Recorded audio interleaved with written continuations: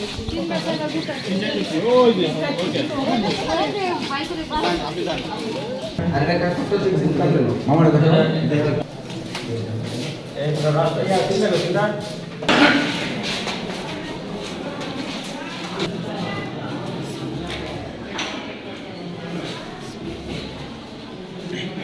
ভালো লাগছে যে অনেকদিন পরে গণভোট এবং জাতীয় নির্বাচনের যে ভোটটা অনেকদিন পরে আমরা দিতে পারতেছি স্বতঃস্ফূর্তভাবে, খুবই ভালো লাগতেছে।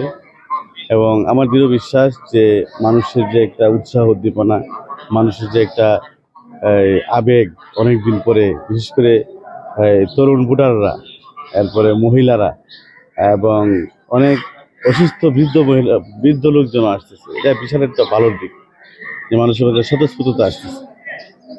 যে গতকালকে রাত্রে আমরা জানতে পেরেছি অষ্টগ্রামে সেনাবাহিনীর একটু তৎপরতা ছিল। তো প্রশাসনের কাছ থেকে আপনি যতটুকু সহযোগিতা বা প্রশাসনের যে তৎপরতা, এতে আপনি সন্তুষ্ট আছেন কিনা বা কোনো?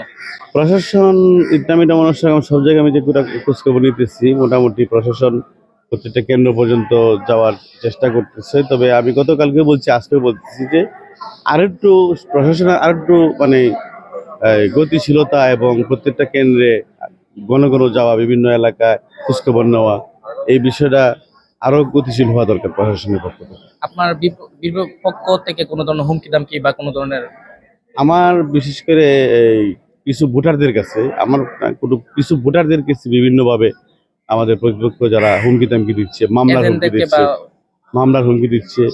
দুই একটা জায়গা একটা নিউজ আসছে, বাড়িতে গিয়ে বলতেছে যে যদি তোমরা এজেন্টে আসো তাহলে তোমাদের খবর হবে। গার্জেনকে বলতেছে, আত্মীয় স্বজনকে বলতেছে, পিতামাতাদেরকে বলতেছে। এইরকম আমার ইসলামিটা মনস্ট্রগ্রামে কিছু অভিযোগ আমার কাছে আসছে। এরা খুবই কাম্য নয়। কারণ মানুষকে ভয় দেখিয়ে, তারপরে হুমকি দেখিয়ে, মামলার ভয় দেখিয়ে, এগুলো আসলে ভালো ভালো ধরনের কোনো রাজনীতি না। আমি মনে করি এই দেশে সুস্থ রাজনীতি হচ্ছে যার ভোট তার স্বতঃস্ফূর্ত হবে, যাকে ভালো মনে করে তাকে ভোট দিবে মানুষ। আমাদের দৃঢ় বিশ্বাস যে এইবার মানুষ তাদের অনেক দিন পরে ভোট দেওয়ার একটা সুযোগ হয়েছে। সৎ এবং যোগ্য প্রার্থীদেরকে এবং তাদের পছন্দের প্রার্থীকে মানুষ এবার ভোট দিবে। কোনো চাঁদাবাজ, দুর্নীতিবাজ এবং বিভিন্ন ধরনের মামলাবাজ, হামলাবাজ, এইসব মানুষকে মানুষ আর পছন্দ করবে।